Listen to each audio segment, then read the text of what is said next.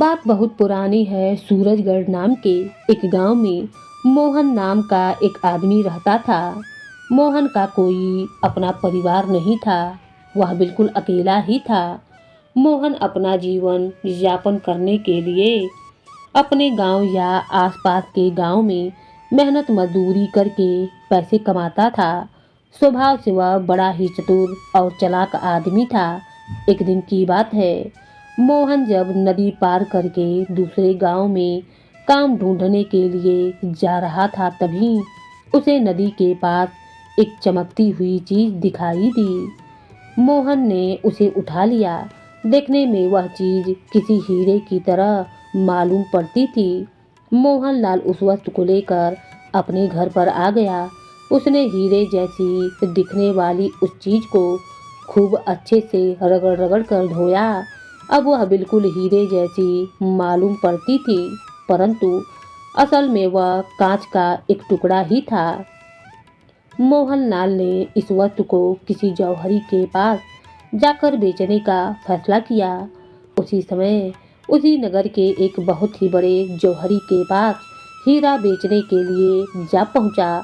उस नगर का सबसे बड़ा जौहरी था सेठ रतनलाल। उसकी दुकान पर बेशुमार हीरे जवाहरात रहते थे। यह जौहरी हीरों का बड़ा ही पारखी था। इसके पास एक से बढ़कर एक नायाब हीरा रहता था। सेठ रतनलाल के ग्राहकों में नगर के अमीर लोगों के अलावा कई राज्यों के मंत्री, दीवान और राजा महाराजा भी थे। उसकी दुकान पर अक्सर राज परिवार के लोग भी आया करते थे। यह जौहरी किसी भी हीरे को देखते ही उसकी कीमत बता दिया करता था। इसके जैसा पारखी जौहरी पूरे नगर में कोई दूसरा नहीं था। जब मोहन जौहरी की दुकान पर पहुंचा तो कहने लगा, सेठ जी, मैं आपके लिए एक बहुत ही कीमती और नायाब हीरा लेकर आया हूँ। यह हीरा पिछली कई पुश्तों से हमारे खानदान ने संभाल कर रखा है। मेरी माँ की मौत के बाद अब यह हीरा विरासत के रूप में मुझे मिला है। सच बात तो यह है कि मेरी समझ में नहीं आ रहा है कि मैं इसका क्या करूं। यह इतना बड़ा है कि मैं इसकी अंगूठी बनाकर नहीं पहन सकता हूं और अपने घर पर रखना समझदारी नहीं होगी।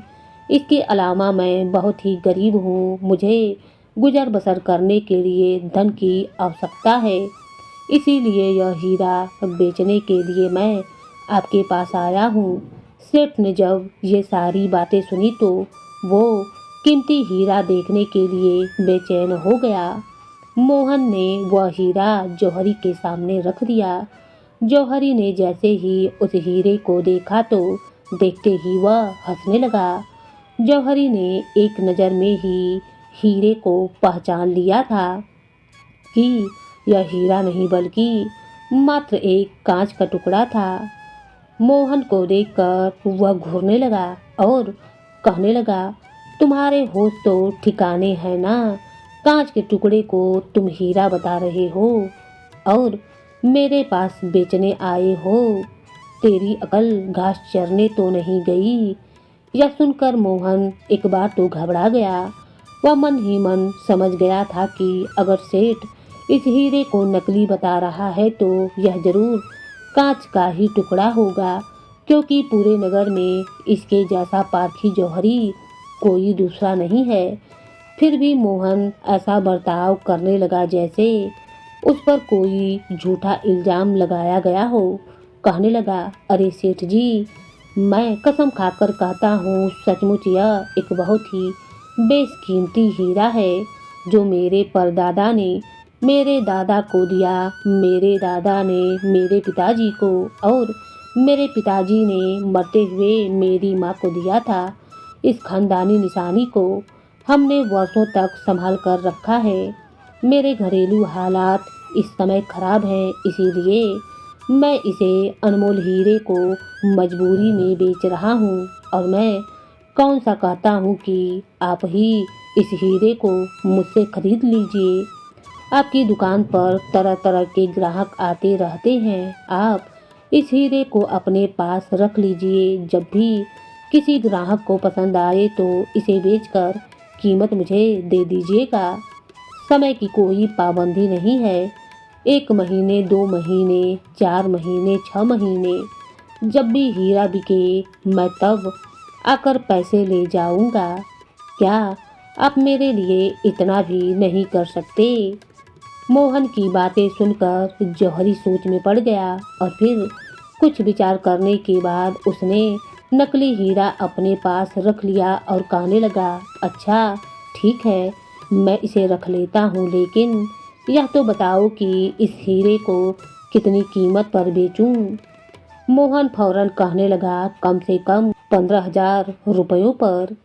जौहरी एक बार फिर से हंसने लगा और कहने लगा, अरे भाई, तुम्हारा यह हीरा 15,000 रुपयों में कभी नहीं बिकेगा। खैर कोई बात नहीं है, मैं तुमसे पक्का वादा तो नहीं करता, लेकिन इस हीरे को मेरे पास छोड़ जाओ। अगर किसी ने यह मुझसे खरीद लिया तो मैं तुम्हें इसके पैसे दे दूंगा। मोहन ने वह हीरा सेठ के हवाले कर दिया और अपने गांव वापस लौट गया। 3 महीने गुजर गए, लेकिन मोहन लाल का वह हीरा जौहरी के पास वैसे का वैसा ही पड़ा रहा। एक दिन किसी राजकुमारी का सेवक जौहरी की दुकान में आया और कहने लगा कि वह अपने राज्य की राजकुमारी के कहने पर एक बहुत ही बेशकीमती हीरा खरीदने के लिए यहाँ पर आया है। राजकुमारी मोतियों की माला में हीरे को पिरोकर अपनी किसी सहेली को उपहार में देना चाहती हैं। अब क्योंकि पूरे नगर में तुम्हारे जैसा बड़ा और समझदार जौहरी कोई नहीं है, इसीलिए मैं सबसे पहले तुम्हारे पास आया हूँ। अपनी प्रशंसा सुनकर सेठ बहुत ही खुश हुआ।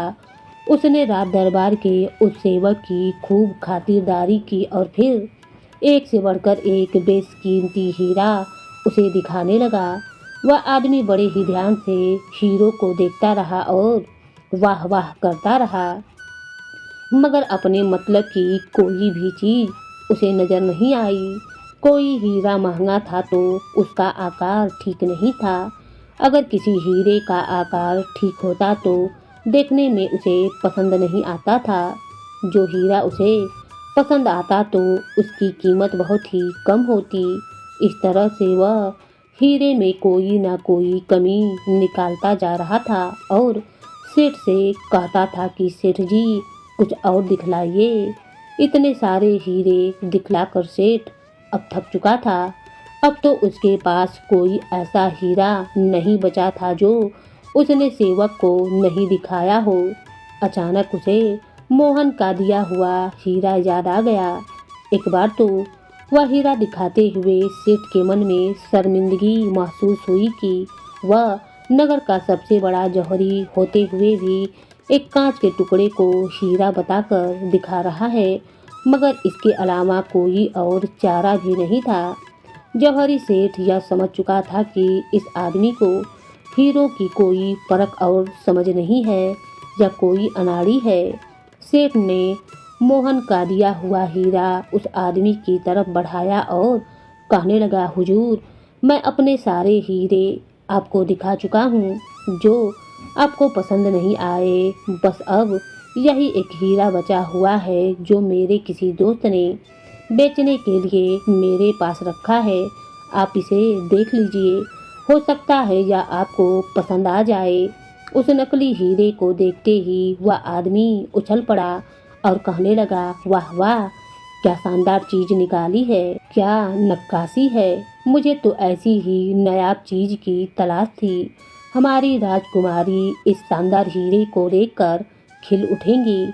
बताइए इस हीरे की क्या कीमत है, ताकि अभी के अभी सौदा पक्का हो जाए। सेठ इस आदमी की बेवकूफ़ी पर मन ही मन बड़ा ही खुश हो रहा था। सोचने लगा, यह आदमी तो मुझे दिमाग से पैदल लगता है जो इतने कीमती हीरो को छोड़कर इस कांच के टुकड़े को खरीदना चाहता है। जौहरी ने सोचा, अगर इस हीरे की कीमत कम बताऊंगा तो यह इसे सस्ता मानकर वापस रख देगा, क्योंकि यह रात दरबार से आया है। इसके लिए 15,000 रुपये कुछ भी नहीं होंगे। क्यों न इससे मैं 30,000 रुपये मांग लूँ। इनमें से 15,000 रुपये मोहनलाल को दे दूंगा, बाकी मैं रख लूँगा। इस तरह से एक तीर से दो शिकार हो जाएंगे। कुछ सोचने के बाद सेठ ने कहा, हुजूर, हीरे के मालिक ने इसकी कीमत 30,000 रुपये रखी है। ठीक है, कीमत तो ठीक है, मैं इसको खरीदने के लिए तैयार हूँ, मगर बात यह है कि मैं इतनी रकम अपने साथ नहीं लाया हूँ। इस वक्त तो मेरे पास सिर्फ 5,000 रुपये हैं। अब ऐसा कीजिए कि सिर्फ 5,000 बयाने के तौर पर रख लीजिए, बाकी की रकम मैं एक हफ्ते के अंदर आपको देकर यह हीरा ले जाऊंगा। सेठ ने कहा, ठीक है, मुझे इसमें कोई ऐतराज नहीं है। तब सेवादार कहने लगा, ठीक है तो सौदा पक्का, लेकिन जाने से पहले मैं एक बात कहना चाहूँगा। अगर मैं एक हफ्ते के अंदर बाकी की रकम लेकर ना आया तो मैंने जो 5,000 आपको दिए हैं वह आपके हो जाएंगे, परंतु अगर आपने इस एक हफ्ते के अंदर इस हीरे को किसी और को बेच दिया तो आपको मुझे 5,000 मेरे और 5,000 जुर्माने के तौर पर, यानी कि 10,000 रुपये वापस करने होंगे, क्योंकि मैं यह हीरा राजकुमारी के लिए ले रहा हूँ और मैं नहीं चाहता हूँ कि इसमें किसी भी तरह की कोई उलझन पैदा हो। इसीलिए यह शर्त मैंने आपके सामने रखी है। मुझे लगता है कि हम दोनों के लिए यह शर्त बिल्कुल ठीक रहेगी। जौहरी कहने लगा, ठीक है, मुझे आपकी शर्त मंजूर है। आखिरकार इस शर्त को एक सौदे के रूप में लिख लिया गया। दोनों ने उस पर हस्ताक्षर किए और फिर वह आदमी 5,000 देकर वहां से चला गया। अब सेठ के मन में लड्डू फूट रहे थे। वह खुद को बड़ा ही खिलाड़ी समझ रहा था और उस आदमी को अनाड़ी, जिसकी वजह से उसे इतना मुनाफा होने जा रहा था, वह भी बिना किसी मेहनत के। 2 दिन के बाद की बात है। जौहरी अपनी दुकान पर बैठा हुआ था कि तभी मोहन वहां से गुजरा। सेठ को बैठा हुआ देखकर वह दुकान में आ गया। हालचाल पूछने के बाद वह कहने लगा, सेठ जी, मेरी दी हुई अमानत आपके पास कई महीनों से पड़ी हुई है। अगर वह हीरा आपने बेच दिया है तो उसकी रकम मुझे दे दीजिए, और अगर आपने उसे नहीं बेचा है तो वह हीरा मुझे वापस दे दें। मैंने सुना है कि नगर में किसी राजकुमारी का कोई सेवादार यहाँ पर आया हुआ है, जिसे बेशकीमती हीरे की तलाश है। हो सकता है मेरा हीरा उसे पसंद आ जाए, वह उसे खरीद ले। मोहनलाल ने जब यह बात कही तो जौहरी के ऊपर मानो बिजली सी गिर पड़ी। उसके होश ही उड़ गए। सोचने लगा कि अब वह क्या करे। अगर मोहन को वह यह बात बता दे कि उसका हीरा राजकुमारी के सेवक को वह पहले ही बेच चुका है तो किसी न किसी तरह से वह यह बात जान जाएगा कि सौदा 30,000 रुपयों में तय हुआ है और फिर उसको पूरी रकम वापस देनी होगी, और अगर मैंने पूरी रकम इसे नहीं दी तो यह शहर में उसकी बदनामी कर सकता है। इसी तरह से मेरी बरसों की इज्जत मिट्टी में मिल जाएगी और फिर मेरे पास कोई हीरे खरीदने के लिए नहीं आएगा। अगर उसने मोहन को उसका हीरा वापस दे दिया तो राजकुमारी के सेवादार को 10,000 जुर्माने के तौर पर देने पड़ेंगे। अच्छी तरीके से सोचने के बाद जौहरी ने इस मुश्किल से निकलने के लिए एक तरकीब निकाली और कहने लगा, भाई, मुझे तो तुम्हारा हीरा परखने में कुछ गलती हो गई थी।